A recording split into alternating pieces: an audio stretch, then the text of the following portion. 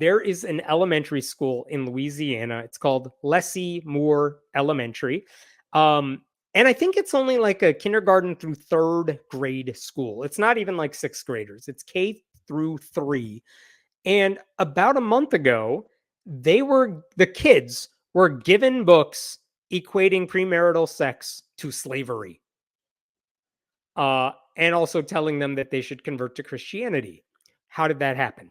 It happened because a local church was allowed to go into the school during the school day and give those books to kids, which is crazy and wild. Okay, so this elementary school, it is in the city of Pineville, Louisiana, and the church members who came there are members of Journey Church, some mega church in the area, I think.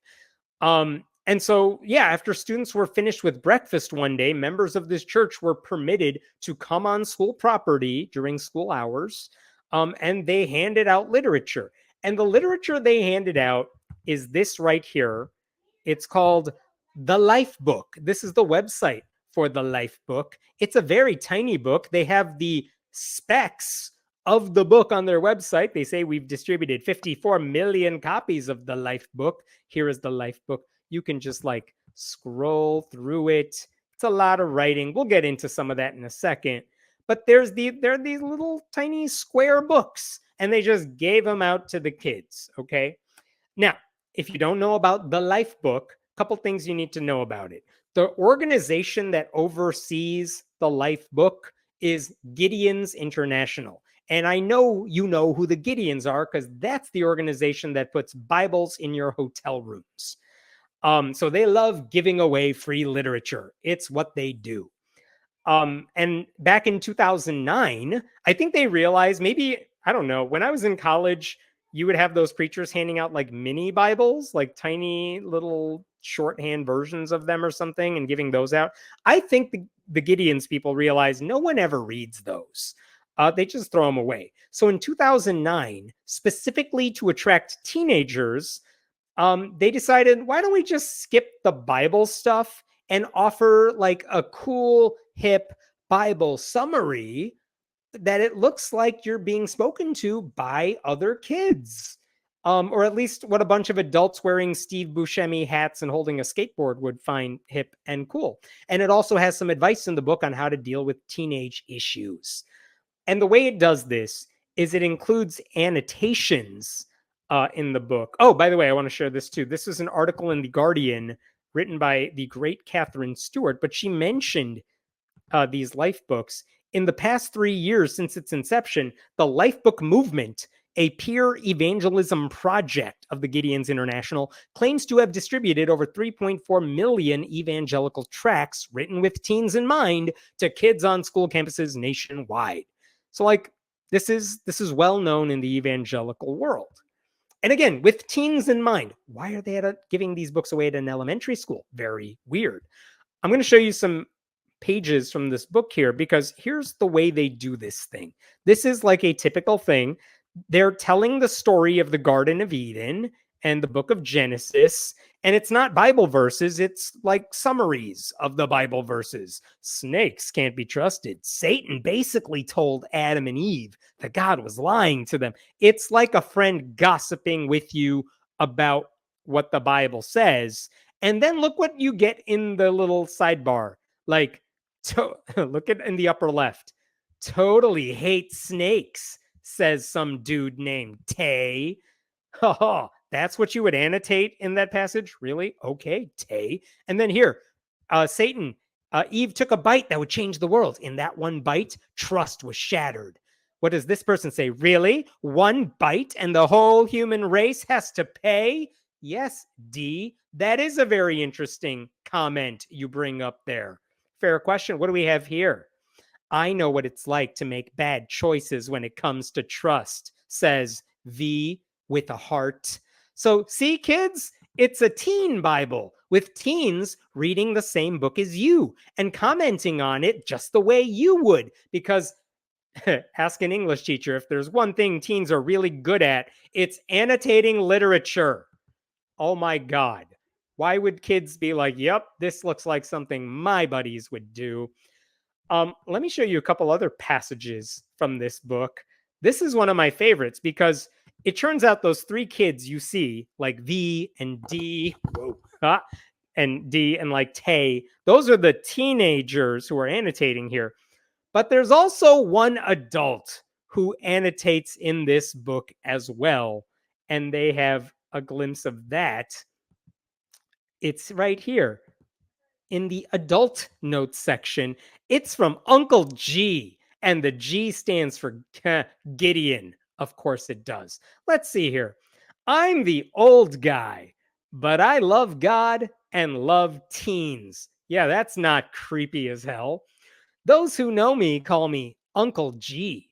I grew up in the hood, as they call it. Thanks to my mom, I made it through. And thanks to my grandma, I became a follower of Jesus. I'm just here to put in my 2 cents.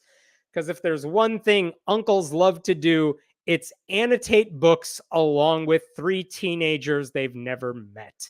Okay, so this whole book, it's just the whole Bible full of weird annotations from three teenagers and one old dude who loves God and loves teens. And that's very, very strange. Okay, I'm going to cut.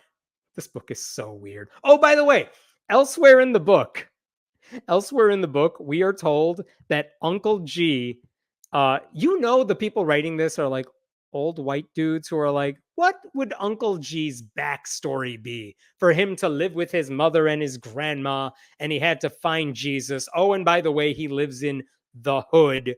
What's the rest of his backstory? Well, take a wild guess, because elsewhere in the book, we are told that Uncle G spent time in a detention center and got, quote, all dirty playing in the abandoned lot next to where we lived. Because, of course, he lives in the ghetto. The backstory for this fictional character is somehow the most stereotypical and racist cliche imaginable.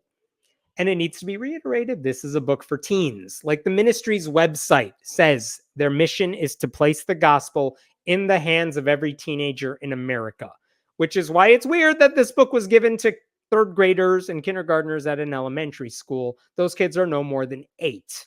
Okay. But okay, the reason I bring all this up is for this passage right here. Let me show you this one. The book spends a little bit of time near the end, just a little bit, talking about sex. And it includes Bible verses urging kids not to do the sex. And they urge people not to be slaves to sin. And then they have the thoughts of one of these characters here. And it's partly weird because the way they use slavery in. All right, let's read this together. This is the actual text in the book where they have a Bible verse and they say, do you not know that if you present yourselves to anyone as obedient slaves, you are slaves of the one whom you obey, either of sin, which leads to death, or of obedience, which leads to righteousness.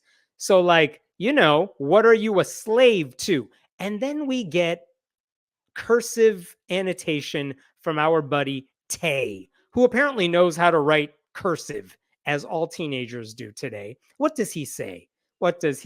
So many of my friends think they are ready for sex. But what do we really know? Are we ready for babies, for STDs, and for broken hearts? They were like, babies, STDs. We should put something else in there. Broken hearts. I have a really good friend who thought she and her boyfriend were ready for sex. So they went ahead and had it. She thought it was love, but found out pretty fast that it wasn't. She gave up her heart to a guy who didn't really care and dumped her a few weeks later. But then she figured that since she had already had sex once, it wasn't a big deal to do it again. I will remove myself so you can see this. I'm sorry. She figured that since she already had sex once, it wasn't a big deal to do it again, ... And again, ... And again. That is what being a slave means. She couldn't stop herself, even though she hated herself more and more every time she had sex with another guy. That's why I think God saved sex for marriage. Tay. Jesus Christ. So first of all, what did we learn from this passage? We learned that his friend had sex and regretted it, which happens. And then she turned into a whore because that's how it works apparently. Once you've given it up, what's going to stop you? The girl who's a friend of his had sex again and again and again. We don't know what happened to the guy. The guy gets off scot free. It's the girl who's like, well, I've done it once. I guess I'll just give it up to everybody. It's always a girl who gets the broken heart, by the way. There's no scenario in these people's minds where it might happen the other way. It's always, and the assumption also is that it's always horrible. Like, what does sex lead to in these people's minds? The only options are babies, STDs, or broken hearts. It doesn't occur to them that it might be fine. Or, like, worst case scenario, it's like, it wasn't the best, but okay, it happened. Like, it wasn't traumatic. That's a possibility. But anyway, this idea that you are slaves to this is so messed up, because they go on and on about suggesting that you are slaves. They use that word a few times over. And besides the broken purity culture mindset that implies premarital sex is always terrible and horrible, it is very disturbing that the Christian writers who wrote this book think being a slave means having the ability to make your own decisions, even if you come to regret them. Like, that's not how slavery works. In that same section, by the way, we get an annotation from Uncle G, because of course we do. And he tells kids, quote, that even thinking about sex is too far because, quote, I was a teenage boy once and I know how their minds work. Like, oh my God.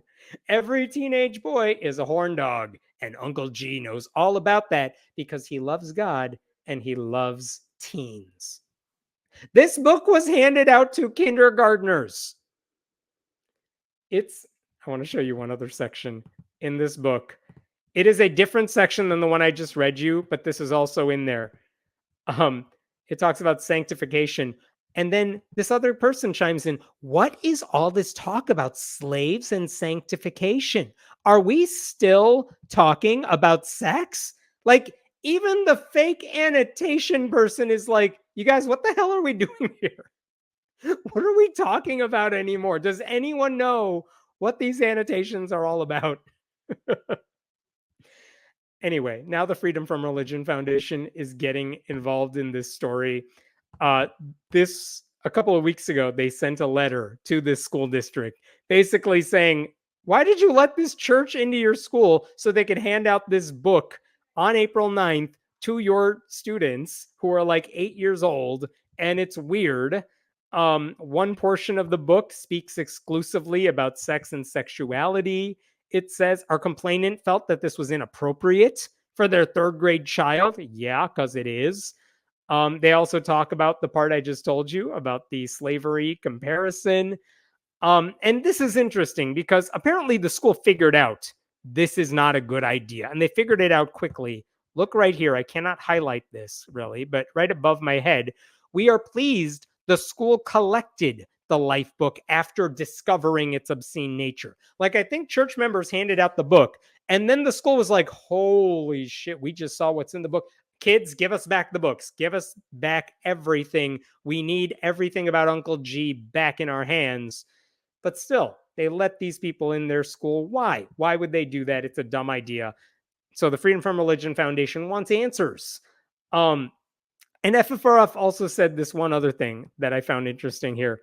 The damage was done even if you collected the books. Our complainant notes that their child, who did not take a life book, was shown the sex book, as their peers called it, by their peers. Like, basically every kid, even third graders, were like looking at this book, and they did what so many third graders know how to do, which is they found the naughty parts and they started sharing the naughty parts with their friends. And now everyone's like, yeah, those church people came to our school and gave us the sex book. And it's creepy and weird. Oh, and by the way, I also found this on Facebook because the school bragged about the fact that these people came to their building. Lessie Moore Elementary, Journey Church joined us for Together Tuesday today. Thank you for all the high fives and kind words. And here are people from the church hanging out with the kids on April 9th, which again, we know is the day they handed out books at the school. So like, we know they were there. Don't deny it. Tell us how you're going to stop it. Because, and here's the kicker, if the district isn't changing its policies, I can guarantee you that Satanists will want to get in there and hand out books to kids as well. And I'm sure atheists have books. FFRF has material they can hand out to kids. Or better yet, the school district will just enforce its policy or create a policy that says outside groups are not allowed in the school under any circumstances. That would be the smart move, since clearly they are not vetting these people. I think I am done here. I mean, maybe the rest of why the church members were there was secular in nature. I don't know if it was. Maybe it was. But given the book giveaway, it's hard to imagine there was no mention of religion during the church's interactions. So it's better off for the school district to just say, we are never letting outside groups into our school unless, we have properly vetted them and we have specially selected what's happened. Like, we're putting on an assembly, fine. But then you got to vet the people who are doing it and make sure there are ground rules in place so that religion isn't being promoted to kids. Okay, really done. And I think I'm done for the night. I'll take other questions here. Wouldn't rewriting the Holy Bible for the purpose of modernizing it be heretical blasphemy in their eyes? I think the answer is no here, because the goal is to get people to read the Bible. So if it takes, they do have passages from the Bible in the Life book, but they also have summaries of biblical stories, which is standard among churches and stuff. So I don't think there's anything in there conservative Christians wouldn't recognize, because they've seen it. There are plenty of, all of you who are long-standing Christians back in the day, you all had your teen Bibles. Like, they don't just have like Bibles with a pink cover. They have like summaries and annotations and things like that. So I don't think it's weird. Cursive, that's the giveaway, that it was written by adults, right? When do they learn cursive? They barely know how to pick up a pencil. Kids. But they want to take books about sex ed out of the library. No kidding. This type of conversation these people think is fine, but actually learning about sex and like the physical anatomy of it all and the emotional dealings of it all, like that stuff they don't want anyone to learn about, because they'd rather close their eyes and pretend it just doesn't exist until you get married, at which point you should be an expert, because that's how purity culture works, with the exception of 14-year-olds who are betrothed to their youth pastor, in which case you should also be an expert on the sex.